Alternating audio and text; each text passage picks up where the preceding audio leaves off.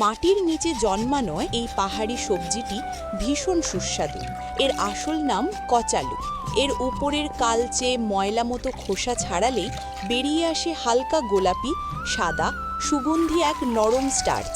প্রথমে আমরা গরুকে খাওয়ানো শুকনো ভুসি জ্বালিয়ে তৈরি করি কালো ছাই, কারণ এই ছাইয়ের ভেতরে থাকা প্রাকৃতিক ক্ষারীয় উপাদান কচালুর জ্বালা আর বিষাক্ত প্রভাব ধীরে ধীরে নষ্ট করে দেয়। এই ছাই আমরা সরাসরি ব্যবহার করি না, আগে এতে জল মিশিয়ে নেওয়া হয়, তারপর ভালো করে ছেঁকে নেওয়া হয় যাতে ছাইয়ের গানা আলাদা হয়ে যায়। এরপর ছাড়ানো কচালুগুলো একটি খসখসে পাথরের ওপর ভালো করে ঘষে পাতলা করা হয়।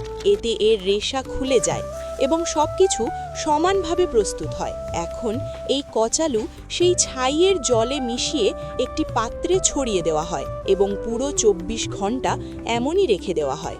এই সময়ের মধ্যে কচালুর সব বিষাক্ততা বেরিয়ে যায় এবং এটি খাওয়ার জন্য নিরাপদ হয়ে ওঠে। পরের দিন দেখা যায় মিশ্রণটা ভালোভাবে জমে গেছে। এখন এতে জল ঢেলে বরফের মতো বড় বড় টুকরো করে কাটা হয়। এই টুকরোগুলো দেখতে হয় স্পঞ্জের মতো এবং সামান্য পিছলো।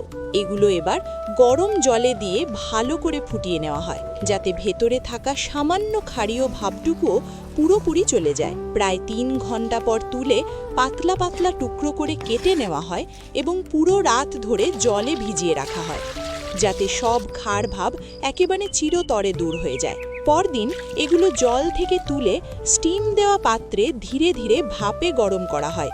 এতে কচালু হয় নরম, নিরাপদ এবং সম্পূর্ণ খাওয়ার উপযোগী। আধ ঘন্টা কম আঁচে গরম করা হয়। এবার আসে স্বাদের পালা। দেওয়া হয় ৪টি জাদুকরি মশলা, মরিচ গুঁড়ো, সামান্য চিনি, নুন আর তিল। সব কিছু ভালো করে মেশানো হয়। তবে এখানে একটা কথা খুব গুরুত্বপূর্ণ, হাতে হাত মোজা পরা বাধ্যতামূলক, নইলে কচালুর তীব্রতা ত্বকে জ্বালা ধরাতে পারে। আর এই তো তৈরি হয়ে গেল আমাদের পাহাড়ের ছটপটে দেশি কুরকুরে কচালু স্ন্যাক্স। হয়তো বাজারের কুরকুরের মতো অতটা ক্রাঞ্চি নয়, কিন্তু স্বাদে আর স্বাস্থ্যে ওগুলোর থেকে বহু গুণে এগিয়ে। বলুন তো, আপনিও কি এই দেশি পাহাড়ি কুরকুরের স্বাদ নিতে চাইবেন?